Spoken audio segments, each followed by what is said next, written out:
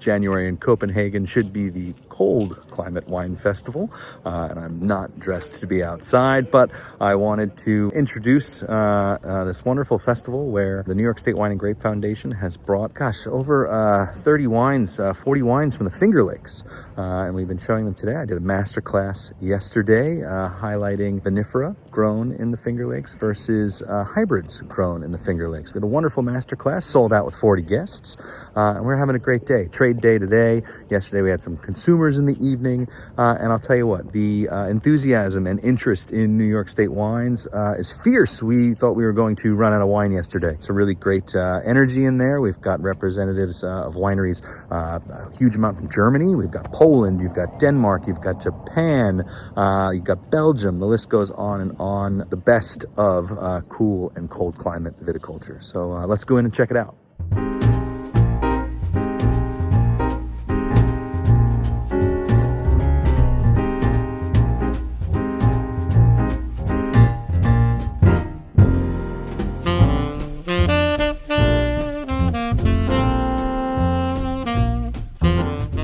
So what I'm doing, I'm Jan Eggers, I'm the organizer of the Cool Climate Wine Summit, being here in Copenhagen. Behind me, the last bits of our trade fair in 2026, and standing here in front of the New York wine stand.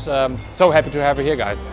My name is Carl Johnson. I am importing American wine. I've been doing that since 1980 from many states. And I've been importing wine from New York State since 1989. I think the standouts here are the Rieslings and the Cabernet Franc. The hybrids are quite interesting, but the market is more for dry wines in Denmark. The pet nuts were exciting as well. There is a market for that. But I think what excelled most were the Rieslings, Cabernet Franc, and also the Grüne Veltliner. I think from 1-2 producers were very, very excited. While Europe was dealing with phylloxera in the late 1800s, New York State, and particularly the Finger Lakes, is cranking out sparkling wines from hybrid varieties in mass, slapping a New York State champagne label on them and sending it all over the world with great results. Everybody loved those wines. The appeal in the Danish market and European markets, I think, because of the kind of food we're making, which is very much in fashion in Denmark. There's a lot of seafood, fresh seafood, light food, lots of vegetables, and I think the New York wines, especially the Riesling, Cabernet Franc, go perfectly with this.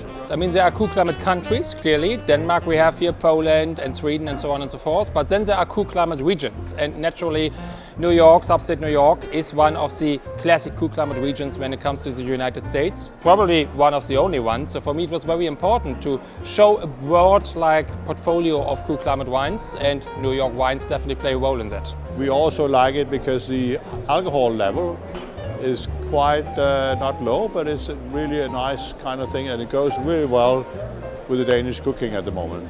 This is a plant hardiness zone map, which is just another opportunity to see how specific our growing regions are.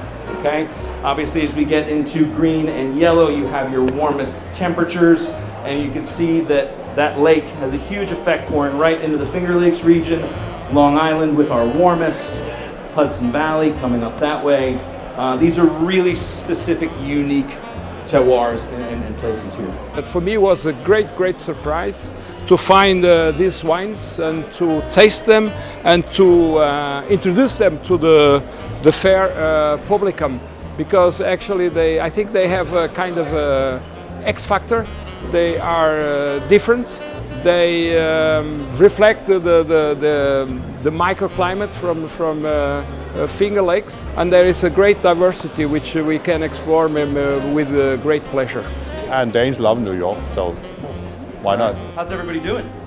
Great. I'm sorry, this is an American wine master class. How's everybody doing? There we go. Last master.